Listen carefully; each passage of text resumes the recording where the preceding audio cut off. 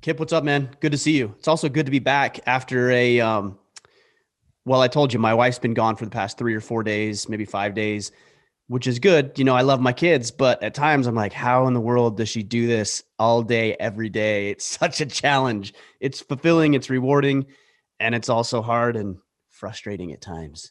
Yeah. And sometimes when my wife's out of town or I'm like full time with kids, I'm like, oh man, I got this. But it's also like a sprint. And so I'm Yeah, like, oh yeah, like that was fine for a day. right. Right. But if Exactly. but if I had to do this for like 5 days in a row, I'd probably lose my mind. I mean, look, I'm not trying to discount what my wife does and what your wife does and other wives do. But also you get more efficient as you go along too, right? You learn That's true. systems, patterns, you get into a groove. And so you become more capable. That's like with anything, whether you're working out or taking care of the kids or in your business, you become more capable. So then you can deal with a heavier workload. I was actually talking about this with Andy Frisilla. This was months ago when we did our last podcast. And I said something to the effect of, if you were just to drop me personally into your shoes, I would just crumble under the weight. And he's like, yeah, absolutely, you would. But he wasn't saying it arrogantly. He just says he's over years and years Time. of developing systems and the ability to manage a bunch of different things. He just got better at it. And that's what Yeah. we do. Hopefully, that's Yeah. what we should be doing, anyways. Totally. And to your point, develop the people that support us, right? That we Yeah. whether it's our kids or our employees, to help support the system. So Yeah. It's always my kids do. We do pretty well. When mom gets home, they're probably a little hungrier than maybe they normally would be, a little bit more tired than probably they are. But they're still alive. They're still smiling. We had a good yeah. time. All is well. Yeah. Last time, I can't remember. I think my wife went out of town and and when she got back, she was like, "Oh, so how was it?" And they're like, "Same as always. Dad made us clean." Yes, that's what they do. They clean, That's and like then my thing. Oh, oh, mom's we out of do. town. We're We're cleaning. cleaning. I do Yeah. the And we're same like, thing. I do oh, the same thing. And it's funny too. My kids will be like, "Hey, can we have lunch?" I'm like, "Yeah, sure. Go make it." They're like, "Wait, what?" And I'm like, "Yeah, if you want lunch, you're old enough, go make it." And my daughter, she's such a little sweetheart. She loves to make lunch for the boys. So yeah. she'll actually go make lunch. She'll do mac and cheese or sandwiches or nachos. And I'm like, this is awesome. Yeah. That's funny. A little mom helping you out. Oh, It's it's funny. so funny because I think it was the other night I think we were doing dinner. My daughter and I were doing dinner together, making dinner. And I can't remember exactly what she did. It was some sort of little mannerism or something.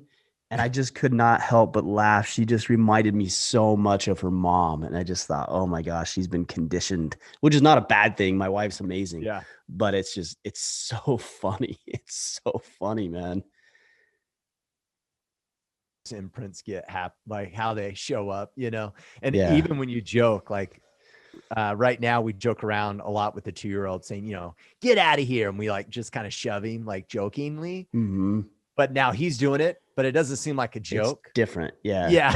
It doesn't seem like a joke. Like people will sit by him. He's like, get out of here, and shoves him in the face. I'm like, yeah, that's kind of backfiring. Like, I don't think he sees us joking with him. Now They it's like don't, they just, don't get it. shoving people around. I'm like, okay, we This need to earlier adjust. this morning, my youngest son and I were doing a puzzle, and I said something to him, and he's like, "Dad, you're not the boss of me." And I said, "Hey, we don't talk like that." He's like, "I was just joking, Dad. It was just a joke." I'm like, "You little devil, Yeah. you Yeah. little Gray devil." space. Yeah. All right, man. Well, enough of that. Let's get into some questions. I know we got some good ones. I solicited some questions on Instagram at Ryan Mickler earlier today.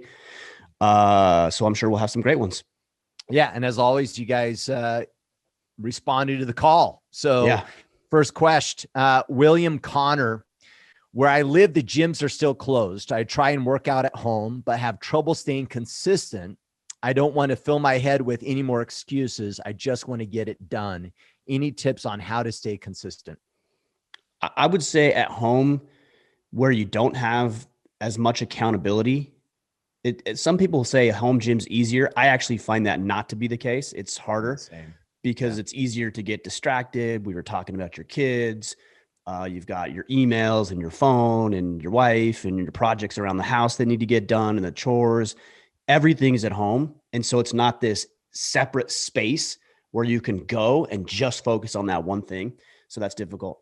One thing that I think you probably ought to incorporate is to make it enjoyable.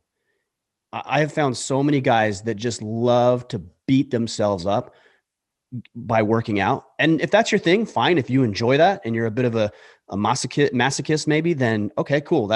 Do that. That's fine. But if you find it miserable, you're just not going to do it. Like you're dreading it. You're dreading it because you hate whatever it is you're doing, whether it's running or sprints or powerlifting or whatever the thing is that you don't enjoy. You're beating yourself into the ground by telling yourself you have to do it. And then the guilt comes with it. And there's times where you should do that, where you should just bear through and knuckle down and get it done. But your training should be enjoyable. I'm not saying easy, but it should be enjoyable. That's why jiu-jitsu has been good for me, because I actually enjoy it. Like, it is a good exercise. It keeps me in shape to a degree. There's other things I do in addition to it, but I enjoy being there. You know, there's elements of being in the gym, especially if I'm working out with my children, that I actually really do enjoy. We've got a Concept 2 rower in the house. I hate rowing. And so I don't do it. If I forced myself to do it, I could force myself to do it for sure. Yeah. But then I'm just going to be miserable. My back's going to hurt and I'm going to hate it and everything else. So I do other things. You know, you can do rows with weights, for example, and that's more enjoyable to me. So I would say just make it more enjoyable and see if that doesn't change things up. And then also have a set schedule. Don't deviate from it. So if you're going to work out every morning at 6 a.m., for example, don't craft and create excuses as to why you shouldn't do that. Just start to build it into your routine. And that's going to be a little bit more challenging at first, but once you build it into your routine and you make no excuses ever to get out of that, then it's going to become easier and easier and easier. You know, it's going to be your set time. The only other thing I would suggest in addition to that is have your workouts prepared ahead of time and all of your clothes or gym attire, whatever it is you're going to need or wear, ready to go. Because if you don't, it's small. I know it's small, but it is a little barrier that if you don't have your clothes laid out, I've had this happen and it sounds silly when you say it, but if I don't have my clothes laid out the night before, it's infinitely harder for me to get up in the morning and actually go to the workout. If I don't know exactly what I'm going to be doing in the morning, it's infinitely harder for me to get up and feel motivated to go in because I don't want to think about what I'm going to have to do and yada, yada, yada. So I remove all of the barriers possible. And I think that will help. Yeah.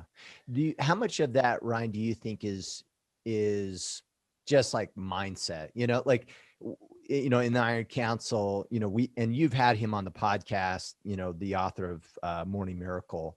And it was funny because a part of his book, he talks about, you know, mindset before going to bed.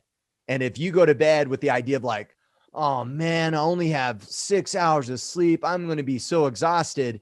By the time you wake up in the morning, you're going to continue that process and go, oh, I'm so exhausted, versus like, oh, great, I get 6 hours of sleep. That's going to be sufficient. Like, so like, how much of that do you think is just mindset? Like being grateful, like, oh, I get to go to the gym, you know, like how great that is, versus, you know, I don't know. Do you get what I'm saying? Is it just for sure on the mind? Do you think that helps a little bit, just trying to focus on the positive? I don't think it's a trick at all. I think having the right mindset is crucial. One of the things, for example, that we don't say in my house is, this is hard. I hate that. That phrase infuriates me because all that does is put unnecessary obstacles in your way. You're telling yourself it's hard. Made it hard. Yeah. You made it hard. You made it harder than it needed to be by telling yourself it's hard. Is it challenging? Possibly. Are there things that we're going to struggle with? Sure. But we don't say this is hard, because then you're just reaffirming a bad position. So I think mindset is huge, and that's something you can control, right? You talk about the 6 hour thing. You get to decide what that means. Yeah. That means you got 6 wonderful hours of sleep, or that means you only got 6 hours of sleep. My oldest son and I were talking about the glass half empty versus half full the other day.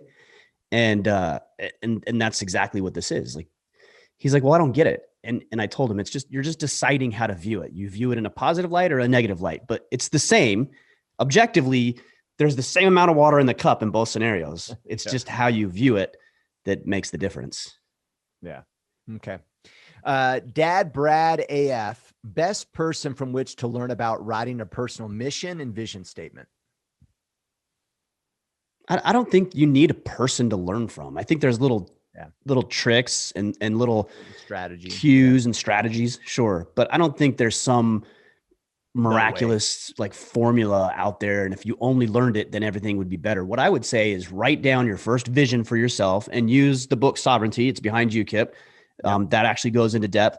Or you can go to our Battle Ready program. It's a free email course. If you go to orderaman.com/battle ready, that's going to walk you through how to create a vision, an objective, or your objectives, tactics, et cetera, et cetera. Here's the biggest trick. It's not a one and done thing. This should be constant evaluation. So you write out your vision statement and evaluate it for a couple of days, or even just sit on it for a couple of days and come back to it. You're probably going to realize, oh, that was wrong. That was different. I need to change this. I need to tweak that. I do the same thing with social media posts. I'll write a post, for example, and I'll think, oh, this is amazing. This is said exactly how I want to say it. It shares the perfect message that I'm trying to convey to people.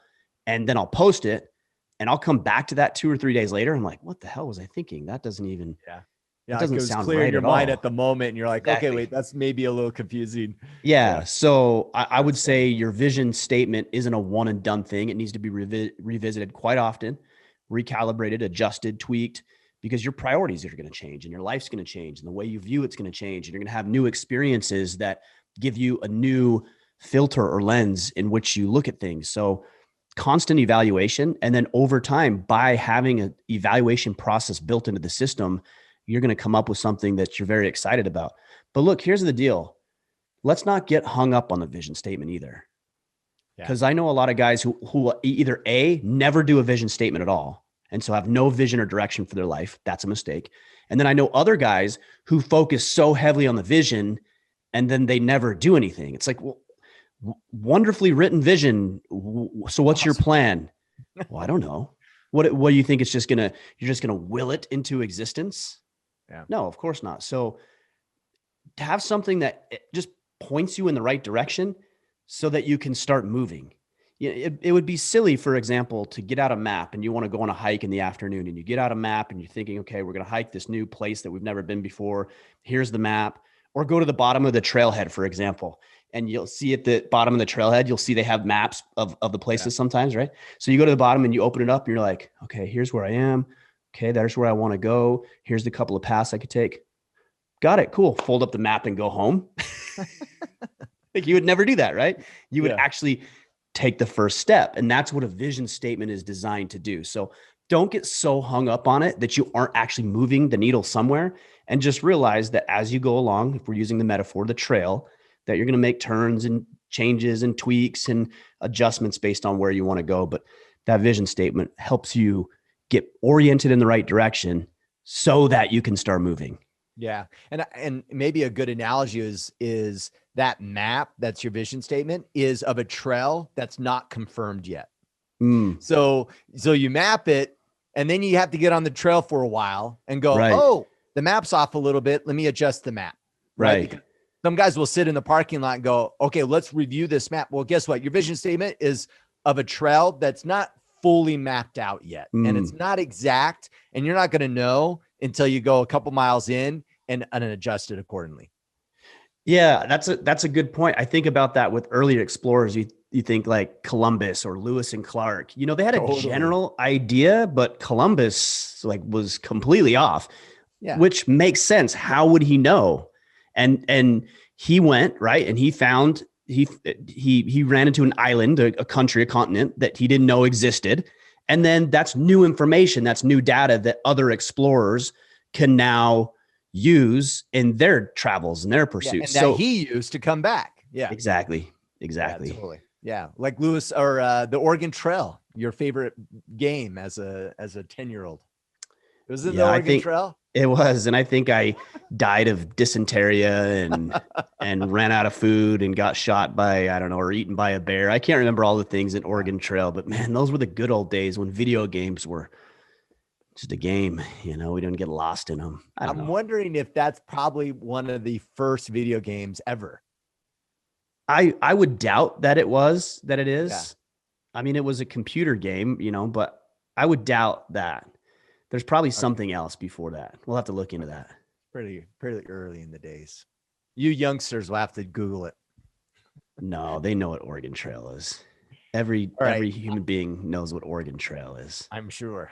No. By the way, I got posts on Instagram saying, "Hey, your Pup Daddy joke last week was funny, even though Ryan didn't think it was." So I know the one guy who thought it was funny emailed me too, and just felt convinced that he needed to tell you and me about how funny you were. So congratulations, Kipp. You made one person laugh last week.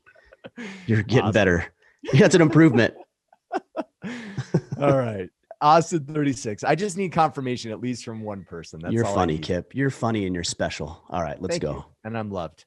Austin 36. Well, I didn't say that. I mean, you said that. Let's not take it too far here. All right, Austin 36. What does Austin have to say? 36. I'm looking to learn a new skill to keep me on my toes and improve my capacity for actively working towards something. I know you push a lot of traditional manly skills on your podcast, like shooting, building stuff, and learning to fight. However, I want to learn how to skateboard. How would you suggest I focus on those traditional manly skills instead? Why wouldn't you learn to skateboard? Yeah. If you want to learn to skateboard, then learn to skateboard. That's awesome. Like, I don't see anything wrong with that. I don't get wrapped up into the manly skill thing, or this is a feminine skill. This is a manly skill. You know, I picked up the guitar several months ago, right? Or maybe a year or so ago now. I've fallen off the wayside a little bit because I focused on something else. Is that masculine or feminine? Well, it's neither. Neither is singing, neither is painting. I think you could probably make the case that traditionally the arts would be more feminine, but that doesn't mean a thing to me. Like, if you want to paint, paint. If you want to sing, sing. If you want to, if you want to learn how to sew. Well, here's a great example. Pete Roberts, one of the manliest men I know. So, like, he built a business on sewing. There is no masculine or feminine. There's skill sets that I think men should know: shooting, hunting, survival, that sort of thing. And you might treat those as hobbies, but you're also looking at those things like that's part of being sovereign too, right? Some of those skills. Yeah. And I don't think a lot of that stuff, I don't know if it even has to be a hobby as much as it is an acquisition of skills. And I think that's important.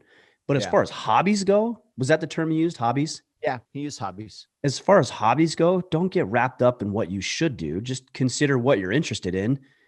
And if it's sewing or painting or singing or shooting or building or skateboarding, great. Yeah, do that. That's a hobby. That's something. Skateboarding is going to make you a better person. Like, it's going to make you more aware of your body. You're going to be in better physical shape. You're going to have an outlet to be able to get lost. And when you need to balance, you're going to find friends who do the same thing that you can have that's great. I want to see a picture of you or a video of you doing your first kickflip, because I think that's what you need to do if that's what you're interested in. Totally. So I lied. He didn't say hobby. He just said skills. He didn't. Okay.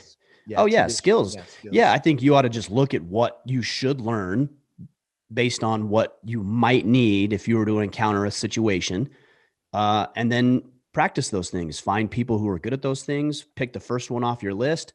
Maybe it's the easiest, maybe it's the hardest, maybe it's the one that you have somewhat of an access to, or you have a friend who happens to be in that space, and pick one and learn it, and learn something else and learn something else, and just go. Okay. Carson Williams.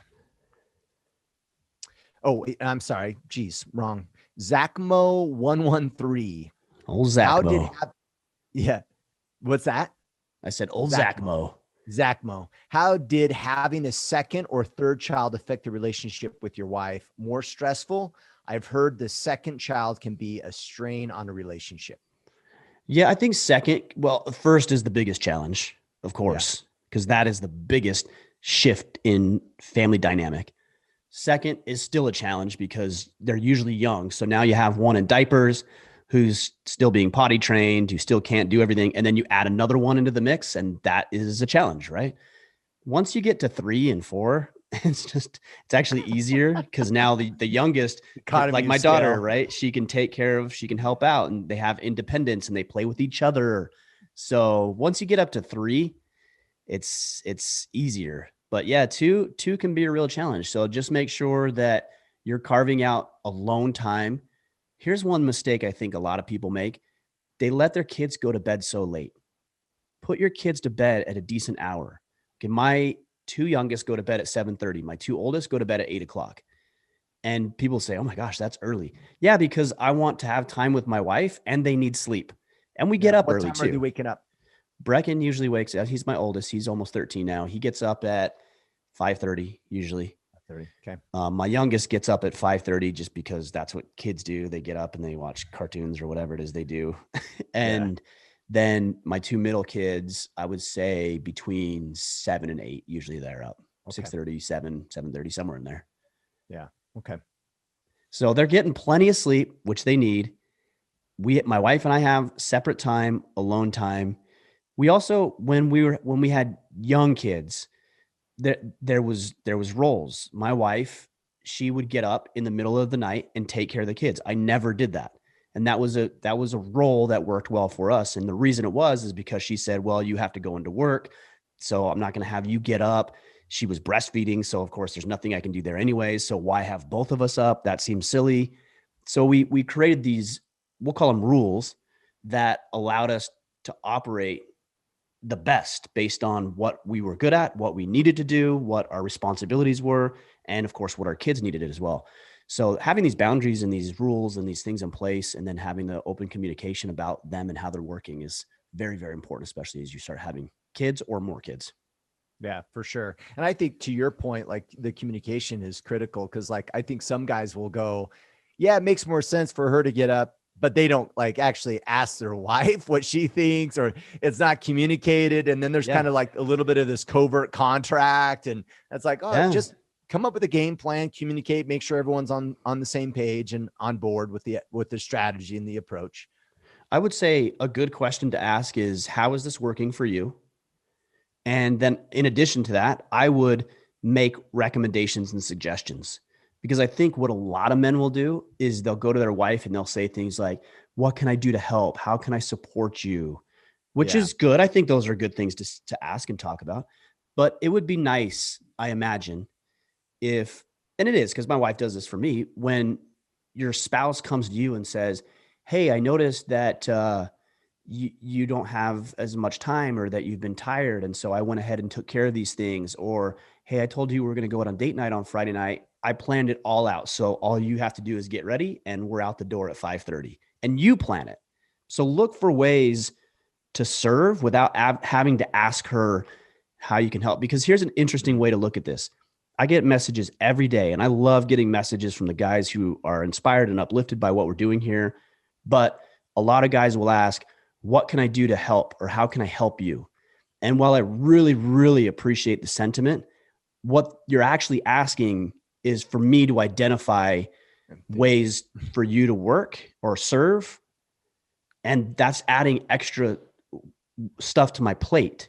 So again, I appreciate it. And I'm just trying to tell you this as objectively as possible so you can understand how it might come across.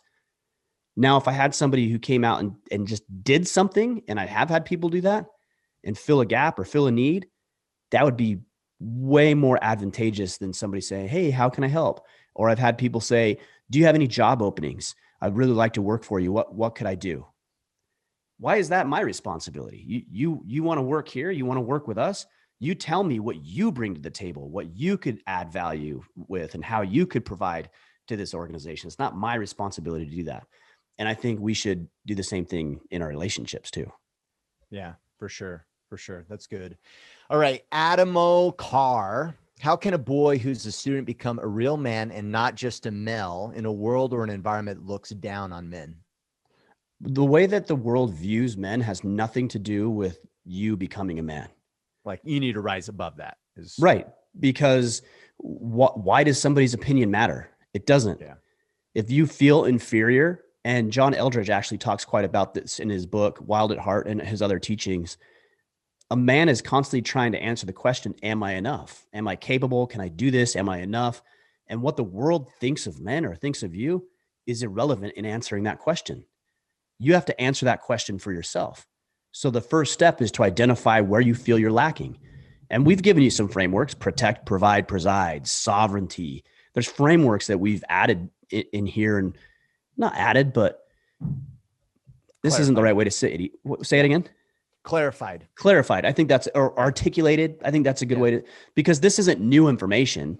I mean, a lot of what we share here is well documented and researched. One book that I read years ago that's a really great book is Manhood in the Making by David Gilmour. A lot of what I talk about when it comes to protecting, providing, and presiding is not new. It's something all cultures throughout all of time and history has adopted as their view or their take on what it means to be a man. So we've articulated, clarified, and then we present it in a meaningful and significant way. So yeah, let's not get so hung up on what the world thinks of you and how you should show up, and be more focused on where you think you need to show up, where you feel deficient, and then start working towards improving those areas. I'm not saying we need to be ignorant or blind to what's going on in society with the dismissal of masculinity. I'm not.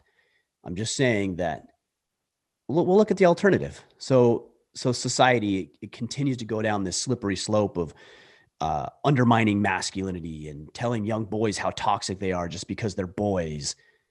So the alternative to what you're suggesting is just to accept that and then to continue to live in this state of boyhood or overly feminized man for the rest of your life. And we know that's not the answer. Yeah. Or give away your sovereignty and complain and argue that it's because of them that you're not becoming the man you should be because society's fighting against you. Right. Which is actually what they'd like you to do.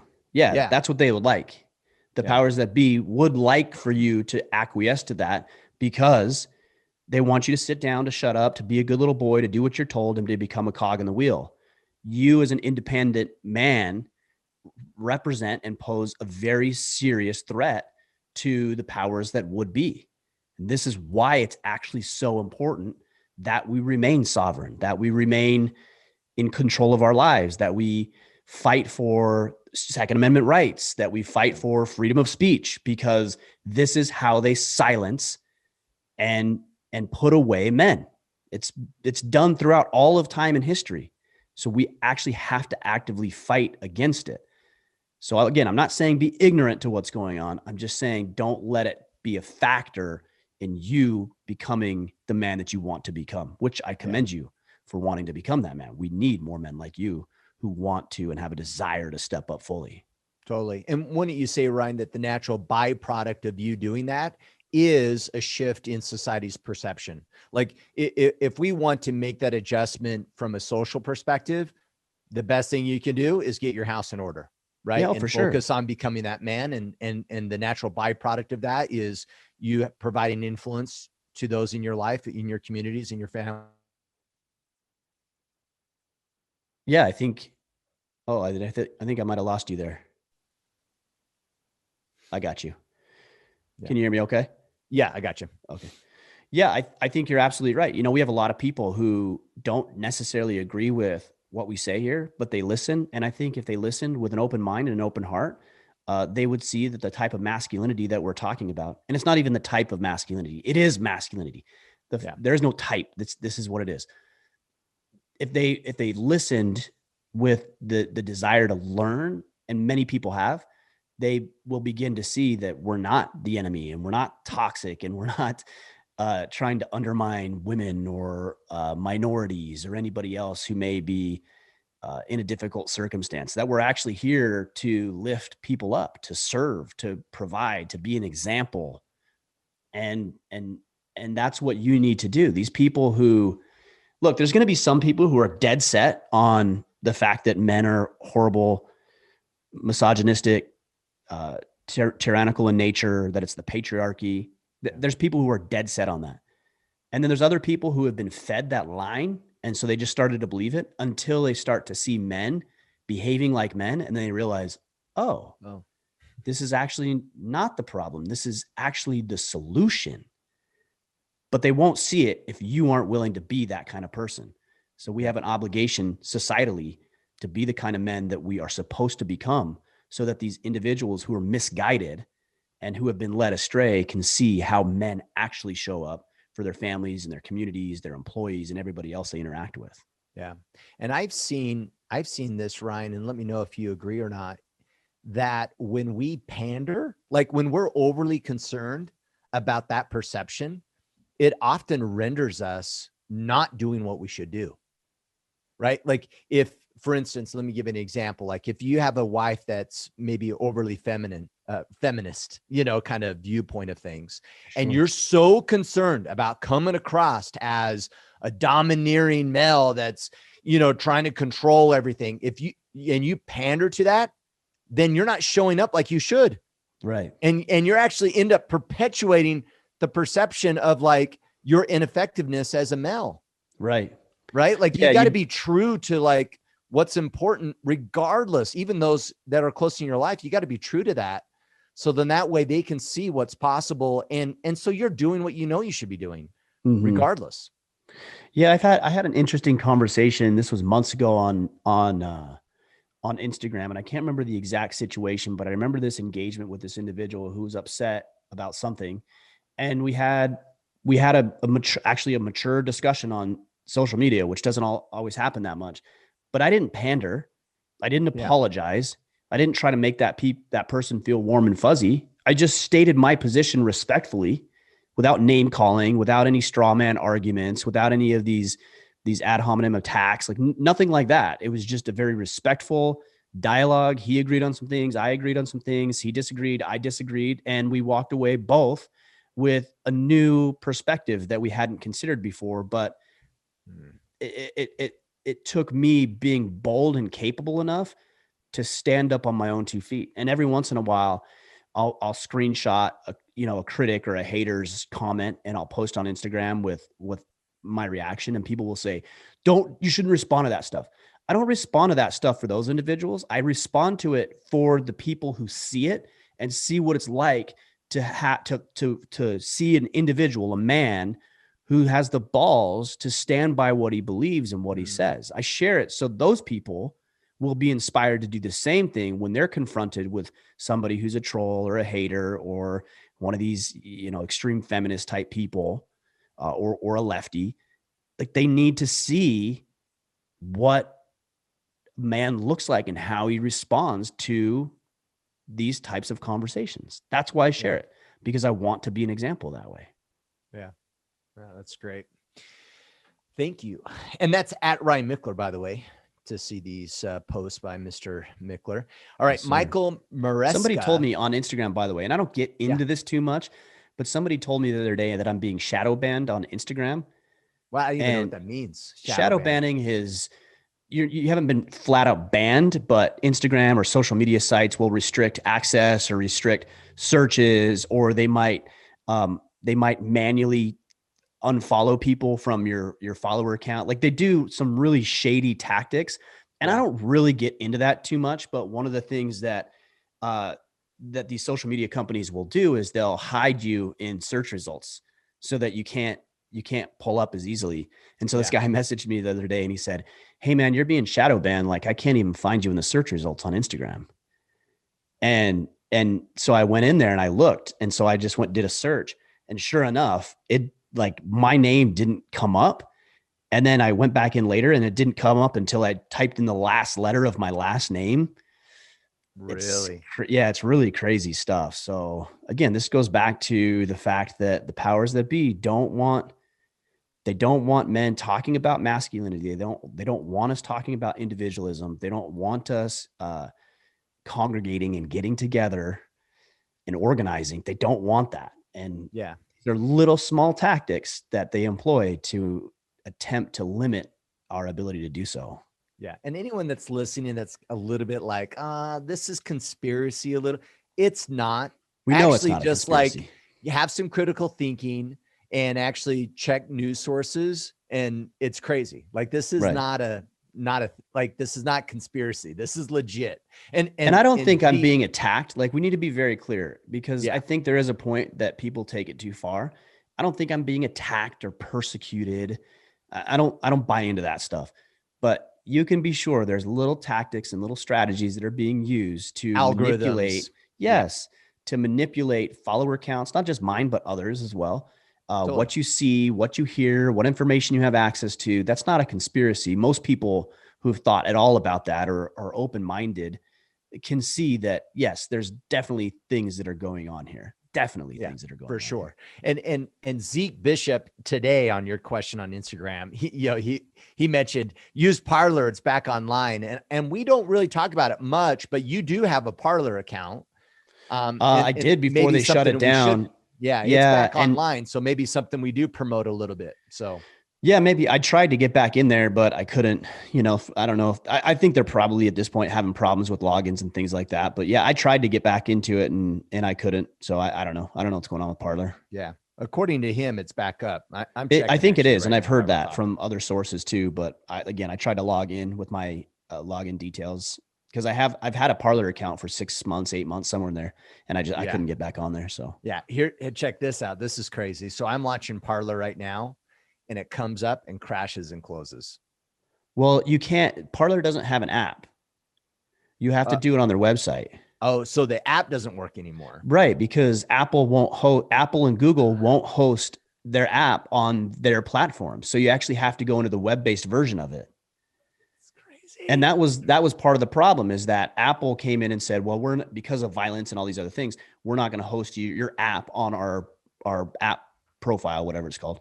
And Google said, we're not going to host you in our stores.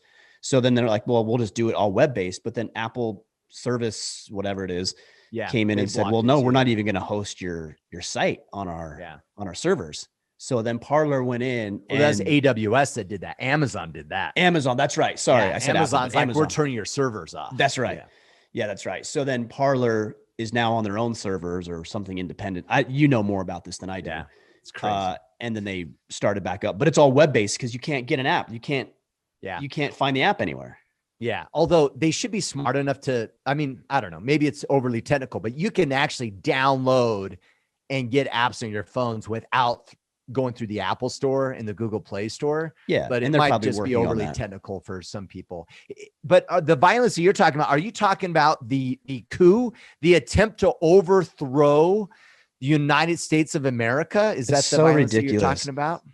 It's so ridiculous. They want to paint that with that term. It's a coup. It's not a coup. Oh if you think that's a coup, like I'm not saying it was a good thing. I'm not saying that, but it was not a coup. That's not what a coup is. And if you're saying it was, then you've never even remotely, as I have not ever even remotely experienced an overthrow of a government by a military party or a political party. You've never experienced that. If you think what happened at the Capitol is actually a coup, it's not what it is. Let's call it for what it is. I think we should. Let's call it for what it is, and let's not make shit up, because then that actually undermines the argument of those who would make these types of things up. Like, let's be real about it and have a real conversation. That's so frustrating, is the manipulation of words in order to push and paint your narrative. Look, if you have a perspective, cool, but let's talk about it honestly and intelligently, not make things up. Yeah. Sorry, I had to go there a little bit. It's good. It's all good. We need to talk about this stuff. Michael Maresca, he thinks your next project should be a recurve bow. So he's just letting you know that's what you should consider next. Good to know. If we ever finish our canoe, then dude, it's looking like it's progressing really well. Like I saw the post this morning on your Instagram. Yeah. So all those slats are coming over, and then are you going to literally cut a straight line? Yeah. And then do the other side, and then you just glue right there? Yeah, there's different patterns on the bottom of a canoe. So I can't remember. I think this is just called a straight line pattern, I think. But then they have something called, I want to say, a herringbone pattern, where they actually, the slats crisscross and overlap each other. Yeah. So there's different ways of doing it. This is the way that we chose to do it, and the way the book instructed us to do it. We use a book called Canoe Craft. So you basically put the slats on, the strips, and you put those all the way up on one side. So Brecken and I have officially completed one side. Yeah. And then it's coming along. And then you make a center line down the middle of the canoe itself on the bottom. And then, we'll cut that straight. So it'll be straight as an arrow. And then we'll fill in the other side, and it will meet and join at the line that we just cut. It seems so dangerous to put like a major crease at the lowest part of the boat. Yeah, no, that's a really good point. I'm like, that glue better be really good, because that's like one huge, massive section of possible leaking, I don't know. Yeah, maybe. But I guess that's all down the sides. All the slats have glue. There's so exactly. And you know what? It was funny because Brecken and I cut some of the planks off the canoe yesterday, and we grabbed them, and there was like 3 or 4 together, and we're like trying to break them apart to see how strong the bond was. Yeah, and I was like cranking on it. I couldn't get it. And he was cranking on it, couldn't get it. So I tried it again, and I finally broke it. I'm like, oh, look, I got it. Well, I actually broke the wood, not the joint of the glue. Really? Holy crap. It's some strong stuff. But then the other thing that you do, and a lot of people don't know this. So you put it all together, right? You got all the strips on the canoe, and you glue it all and everything else. And then from there, we'll pull the staples off. We'll plane the hole. We'll sand it all down so it looks really nice and clean. If there's little holes from the staples and other little blemishes that maybe we didn't join the joints just right, that will fill that in with an epoxy mixed with some sawdust of the color of the strips, so it looks the same. Okay. Yeah. And then after that, a lot of guys are like, oh, just slap some Flex Seal on it or something. That's actually not what you use on a canoe. You actually use an epoxy and hardener mix. So the epoxy hardener will go over the entire canoe, and then it'll dry and harden. And I'm telling you, that stuff is unbreakable. We did that with the stems with that epoxy hardener. And so the whole thing will have a hard epoxied shell out over the top of fiberglass is actually what it goes over. And that's really what's holding the water back. It's not the wood. It's not the wood. Epoxy. Yeah, that's right. The wood is the shape, but once you sand and plane the hole, then you put a sheet of fiberglass over it, transparent fiberglass, and then you epoxy over the fiberglass. So, okay. Yeah, unless you get a hole in the epoxy once it's dry or the fiberglass, in theory, you shouldn't have any gaps in your hull at all. I see. So all those guys that were a little bit like betting on the idea of Ryan sinking, all you assholes, it's sounding like that's probably highly unlikely. No, I mean, let's not go that far. Let's not take it that far. Now you're just setting me up for failure, even more so than hoping I would fail. Well, I mean, I don't understand this stuff, right? So I'm thinking like, that's a lot of little cracks for water to come through. You don't think that there's like fiberglass and epoxy and all this other stuff that's like really solidifying everything. So yeah, because 100 years ago, there wasn't. That's what it was. Even thousands of years ago, when people were building canoes or ships to come across, the Atlantic Ocean, they weren't fiberglass epoxied holes. They were wood with probably some sort of resin or something to water. I actually don't know, but something to waterproof. Pine gum. Yeah. Something. Yeah. Like a pine gum in between. Yeah. That's interesting. Tar. So anyhow, I don't know what it was. Recurve bowl, Michael says. Good to know. Which I think is a cool, I would love to make a recurve bowl. I think that'd be awesome. But when I was at Sorinex about 2 or 3 weeks ago, there's their Winter Strong event. There's a guy that I actually follow on Instagram. I don't know his full name, but he goes by Organic Archer. And he makes his own bows. He makes his own arrows, and he was showing us how he was shooting. He makes his own quiver, and so he was killing it. Like, he was awesome, all with arrows that he made himself, with the bow that he made himself, and pretty incredible stuff. And he's Organic Archer, so he just shoots like lettuce and tomatoes. That's it. Yeah, just organic, gluten-free, organic vegetable vegan-free. Archer. Yeah, if there's a head of lettuce, you better watch out, because he's gonna smoke that thing. You gotta get it. That's right. It's funny because he doesn't post his hunting pictures or videos, and I'm like, why not? Yeah. And he's like, people get rubbed the wrong way. I'm like, you literally make bows like that. Like, people get rubbed the wrong way. They follow you because you make a weapon that is used to hunt and kill things. They get upset. He's like, yeah, they get upset. People are ridiculous. And he's hunting with these bows as well. Because that's what you do with a bow. You hunt with it and kill animals to eat. Yeah. I guess there's target. But he's hunting with these traditional bows. Oh yeah. He's killed animals with this thing. It's awesome. That's awesome. That's so cool. All right. Maybury T, his question is your favorite Jocko MULK flavor from our friends over at Origin. I don't use the MULK all that much. I'm more of the Discipline Go. but I think I just use their plain, usually just use their plain one. If I have, I don't use the protein a whole lot.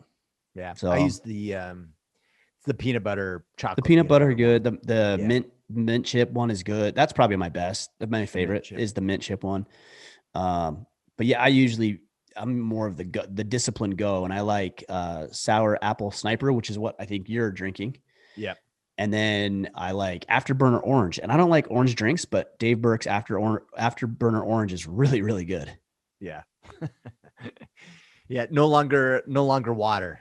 He's taking the real discipline. That's right. You know it. All right. Long question here. The Burley Maple.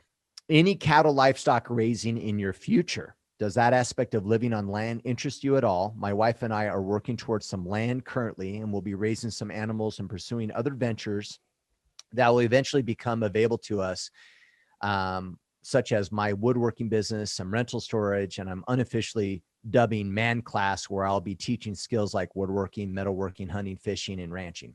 Just curious on your interests. Keep up the world-changing work. # Battle Team Charlie. Nice. Battle Team Charlie representing. Yeah. So here's what we've done in the past. My in-laws, when we were in Southern Utah, they had land, and they'd always have 2 to 4 head of cattle. And we would usually buy half a beef, half a cow each year. Now that we're here in Maine and we've got lots of property, one of our neighbors is a cattle rancher, and he's actually the one who comes and hays our field. So he hays our field, and he pays us in beef. In fact, we just picked up half a cow a week or 2 ago. And he's working it too, right? The field, or what do you mean? The field. He's working the field as well. Yeah, he hays the field. Yeah. He'll bring manure over, make sure it has the nutrients and the soils the way it needs to be in order to grow the right hay for his cows. Like, he's doing all of that, which is a win for us, just that alone, because the field is maintained and it looks nice and beautiful. You've seen it a couple of times. Yeah. And you get meat out of it. That's awesome. We get meat out of it. Yeah. So, and then we've got another neighbor who's literally just across the street, and he's got cattle as well.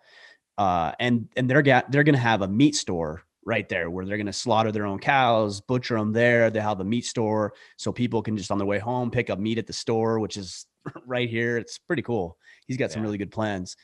So the reason that we are not into that right now is because initially we didn't know how long we'd be here, and I'm not interested in having 1 or 2 or 5 head of cattle on my property if I'm only going to be here for a couple of years.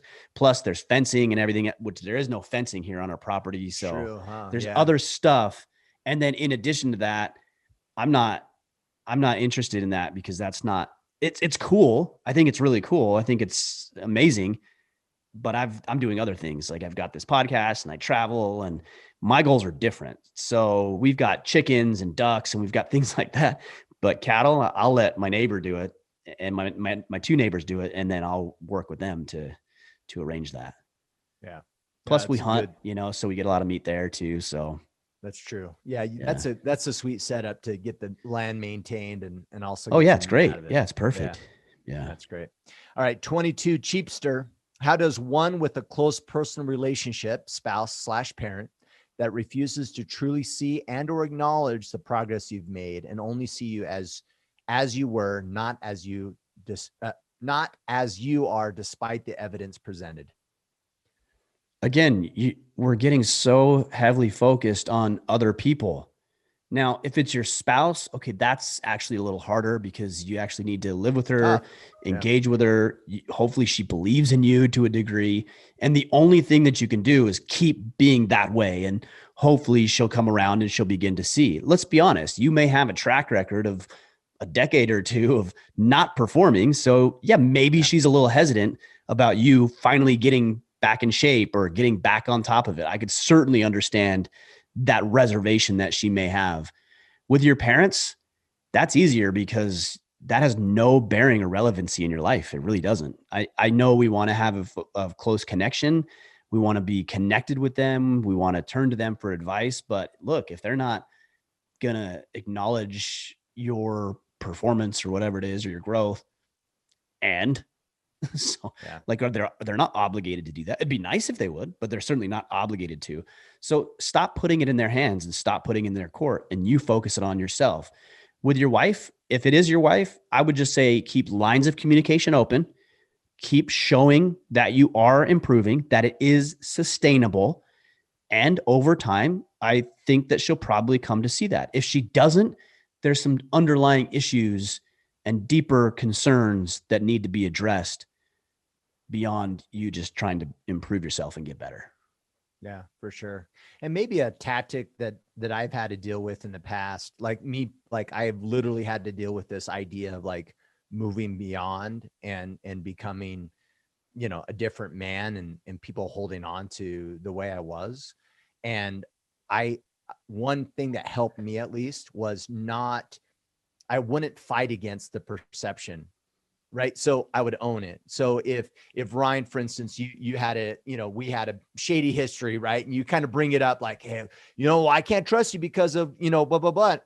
I wouldn't argue. I understand. Yeah, totally understand, man. I'm sorry. Like, but how do you want me to address this now? And don't argue. Don't argue with like, well, but I've changed. No. Yeah, I'm sorry. Totally get it. I understand where you're coming from. And then keep moving on. Keep moving on and stay on the path. It's sometimes, especially with a spouse, it might take time too. And it's tough. I think you're dead on with that. I'm thinking about this as you're talking and wondering in my own personal life, if I have people that are close to me who don't believe in me. Yeah. And I'm honestly having a very hard time identifying one person that is. And there's a couple of reasons for that. I'm going to say this at the risk of sounding arrogant or egotistical. What wouldn't they believe in me for? Yeah. So might as well just double down on it. The truth is why wouldn't they believe in me? There's no reason for them not to, because I've proven time and time again that I'm somebody who can be trusted, that I'm somebody who can be relied upon, that I'm a man of my word. Like I fall short. I'm not saying that, but why wouldn't they believe in me? So that's one consideration. The other consideration is I'm probably overlooking somebody who doesn't believe in me, but I just don't care.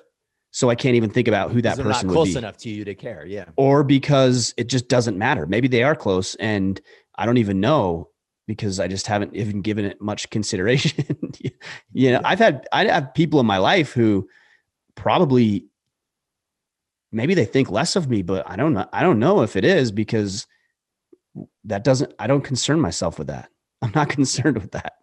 Yeah. Well, correct me if I'm wrong, but part of that is because your mission is more than that, right? Your mission isn't to gain the acceptance of maybe all these people, but your focus, your goal and your focus is somewhere else. Yeah. And it's agnostic to whether you get that approval of the masses or it doesn't, that's exactly right. It doesn't matter. The amount of time that I spend thinking about the people who don't like me is literally zero. So much so that I can't even identify who that would be. Like there's people who say things, but I can't identify who that would be. So how do you get to that point? That's the real question. How do you get to the point where you aren't worried about that? Be so heavily focused on yourself and your own improvement and getting better in your own way that you feel so assured and confident in yourself that nothing else really matters. Totally. Almost to the point of when you get those naysayers, it's almost like, are you joking? Like it seems so crazy because that's just not who you are. Yeah. I either think those individuals are joking or my next reaction or response is, what is wrong with this person? It's never what is wrong with me. Yeah. They're so out of touch. Right. Right. Why is this, or why are they so miserable? Like what's happened to this person or what hasn't happened to this person that they've accepted it and taken it so personally that their life is so miserable that they need to come after me. Like I don't quit. If somebody comes to me and says, now look, if somebody I trust and admire and respect comes to me and says, hey, Ryan, here's some things to consider that might be blind spots you need to be aware of. That's different. That's not what I'm talking about. But if somebody I don't know comes at me, it's like, well, what is wrong with that guy? I've never thought, oh man, maybe I am a loser. No, I don't think that at all. Because I've proven I'm not. To myself, not to anybody else, to myself. Yeah. Ducks Rich, with all the help out there in the manosphere, where would you start or continue? I'm following and listening listening to your podcasts, along with many other guests, I am overwhelmed on the information overloading right now. So kind of like this, you know, and we talked about this in the past, is just like all this information coming in, maybe a little bit of a overload. Yeah. I think, Andy Frisella calls them, I believe he uses this term, learning zombies, where you're just like learning. And you're just kind of walking around like, learn all I need to learn. I used to be that way. I'd listen to so many podcasts and books on tape, and then I would never act. And then I'd feel guilty for not acting. And it was overwhelming, like this guy's saying. So I get it. The other thing that learning can be is a bit like the term is mental masturbation, right? Like it feels good and you think you're actually moving the needle, but you're just consuming and you're not ever like actually doing anything. So stop doing that and go to work. Here's what I would suggest to you. And of course, this is going to be biased, but I wouldn't have created this movement or these resources if I didn't think they'd serve you. There's 2 resources you need if you're ready to move forward. There's Sovereignty. That's the book behind you, Kipp. We talked about that earlier. And then there's the Battle Ready program, orderofman.com/battle ready. I would say if you want to get off the X right now, like you actually want to start moving, do the Battle Ready course. That's where you start. 17 emails over 30 days. It's going to help you identify what you want, what you should be doing, how you're going to go about doing it. And it's going to put you on the path and then you act. So if you're ready to go, orderofman.com/battle ready. That's a great resource for you. That's why we created it. Yeah. And just to reiterate the importance of the action part of learning, I do think there's a big difference between intellectually being able to regurgitate information versus actually knowing for yourself.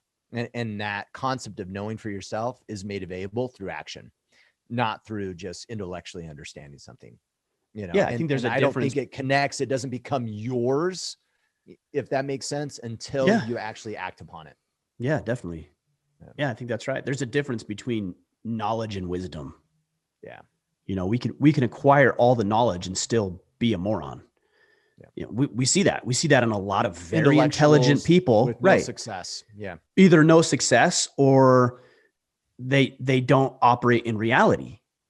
They don't operate in the real world. They're so delusional and blinded by their intellect that they don't actually apply any of it. They don't see how their words and their actions impact themselves and other people, but they're really smart. Okay, well, that's part of the equation. And wisdom is the application of knowledge. I should say the proper application of that knowledge. So move from knowledgeable to wise. That's what we should be all striving to do. Yeah, good distinction. Brad Becker, 23. I'm struggling with my connection quadrant. This first quarter of the battle planner has been great in all the areas. I'm right on track. I've been very introspective this quarter and have really focused on myself.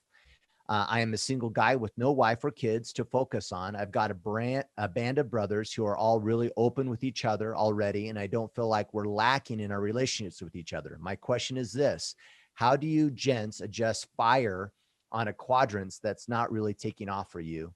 Thank you. So let me just wrap my head around this. He feels like his relationships are solid. Is that what he's saying? Yeah.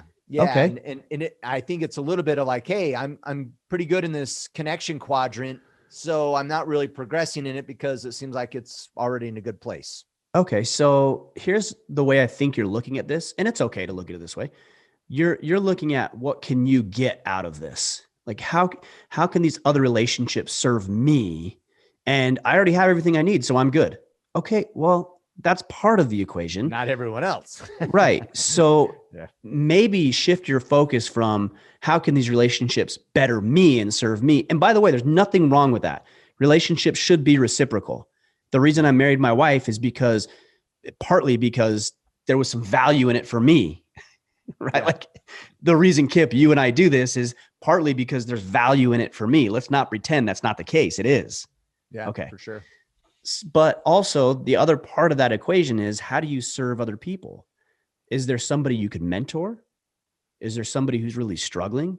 Is there somebody who maybe could learn a new skill that you have?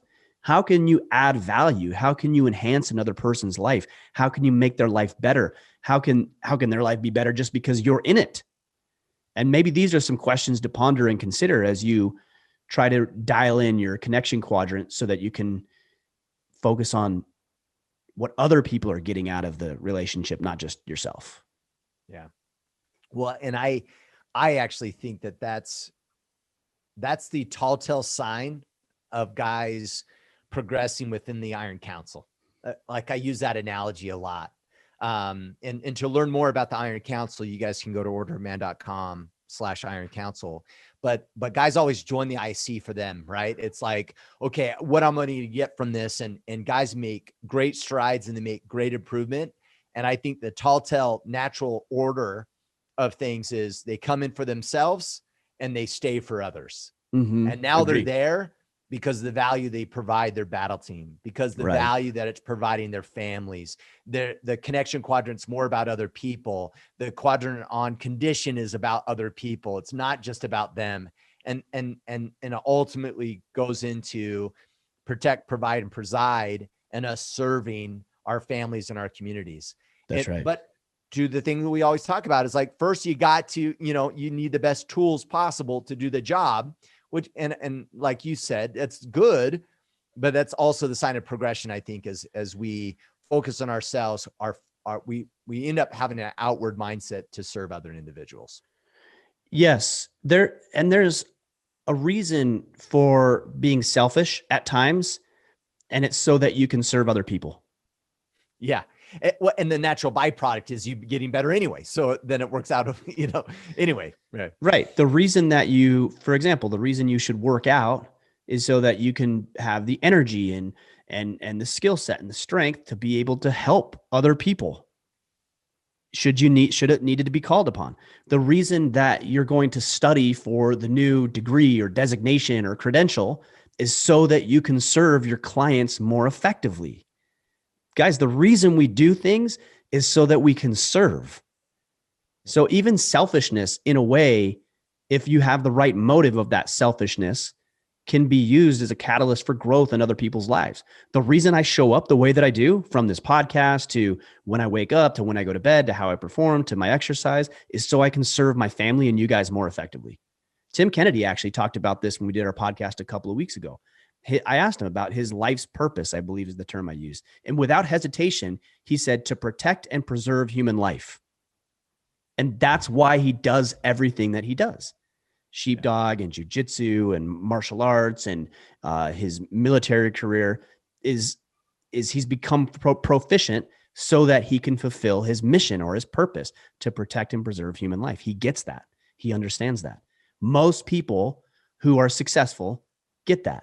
Andy Frisella, he works out. He works hard. When he was 300 plus pounds and out of shape, and I met him for the very first time when he was that way, he told me he was less capable of serving other people. So he got in shape so he could be better at his job and at his life. He understands that. Jocko gets that. Jordan Peterson gets that. Joe Rogan gets that. Yeah. Get more proficient so that you can serve people in your own way more proficiently, more effectively. I think I lost you again. We're having internet connections today, issues today. Yeah, I got you back. All right. All right. A couple more. All right. Lyndon Vano, especially with your financial advisor knowledge, I would love to get some advice on how to prepare to be the first-time home buyer. Things to look for, things to avoid, common mistakes single men make in purchasing a house, and et cetera. Thank you, Ryan. Yeah, I mean, I'm not going to tell you how to invest necessarily because I'm not a real estate investor and there's other people who are way more qualified than I am to talk about these issues. We did have Brandon Turner on the podcast, Bigger Pockets podcast. Those guys do a lot about real estate. So if you're looking for real estate deals and transactions and how to structure the deal and what to look for, that's a better resource. But here's what I would tell you for first-time home buyers, I think is what he said. Is that right? Yep. Okay. So first, have some money in your account.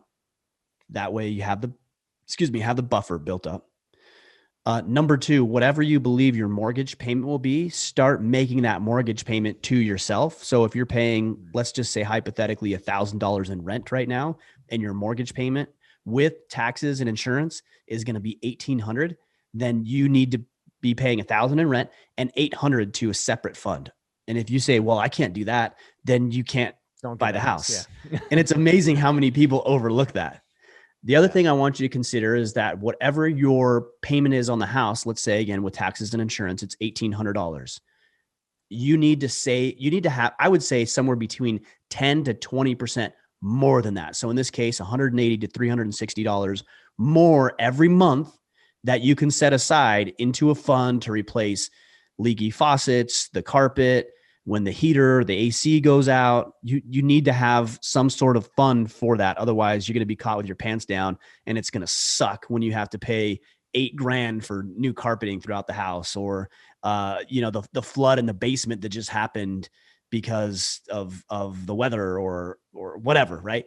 So there's so many unknown costs. Yes. When you buy your first house, you're like, holy crap, I got it. Right. Like people don't even think about like, oh, I need to buy a lawnmower now. And I need to buy, it's like, oh, well, what's the adage? What you own owns you. So remember that. And you might be okay with that.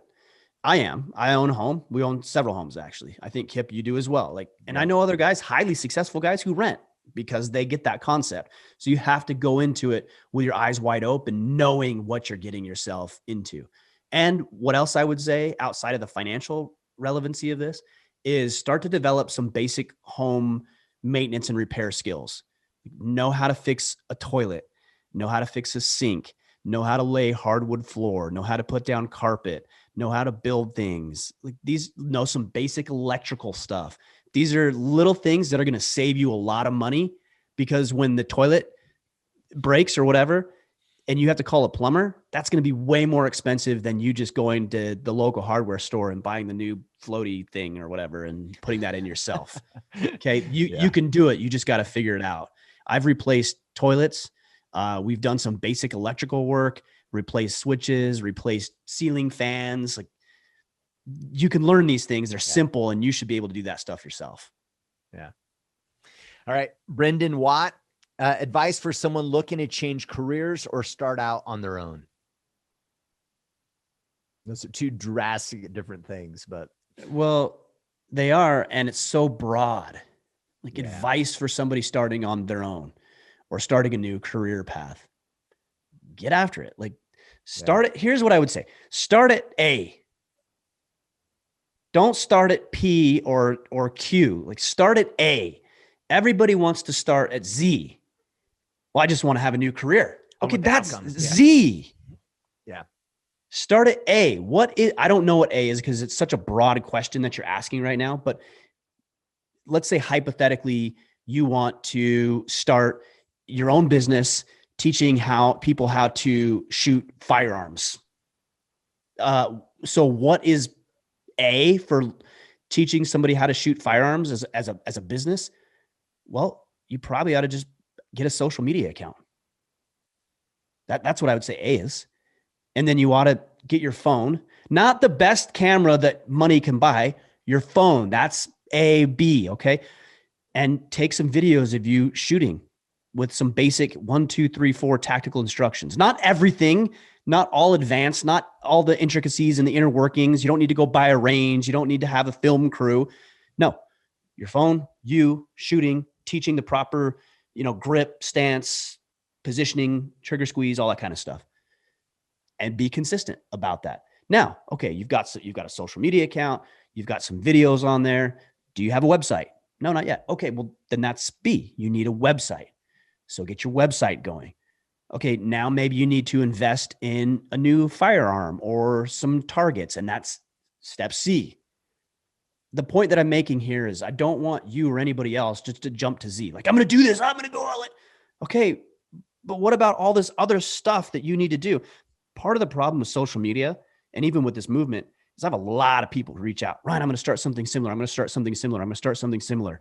And it's going to be successful. And I'm going to have these guests on. I'm going to do this and this and this. I'm like, whoa, whoa, whoa, whoa, whoa.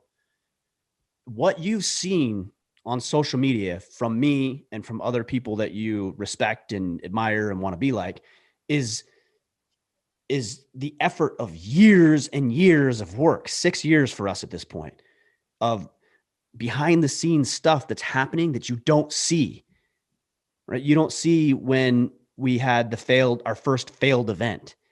You don't see when you had a mass exodus from the Iron Council for things that you didn't do correctly. You don't see that stuff. You just see the wins. And so you're a little bit naive in going into this thing. Most people are. I was. So take it in stride. Start with point A, then move to B, then C, then D, then keep going.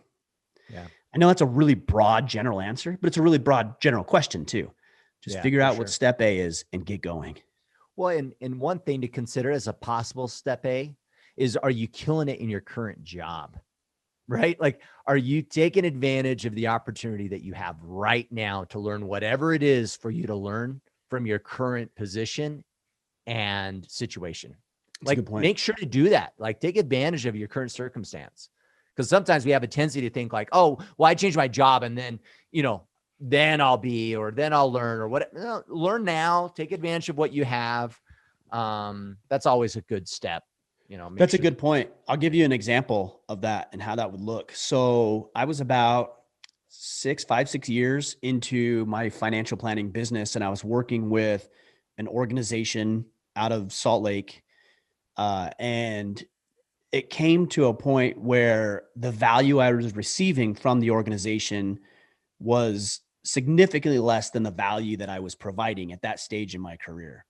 And I realized this, and I thought to myself, well, I've got to go out on my own. I've got to start my own business and my own organization and how I'm going to do this. It was very overwhelming. It would have been easy for me to stick around. Yeah.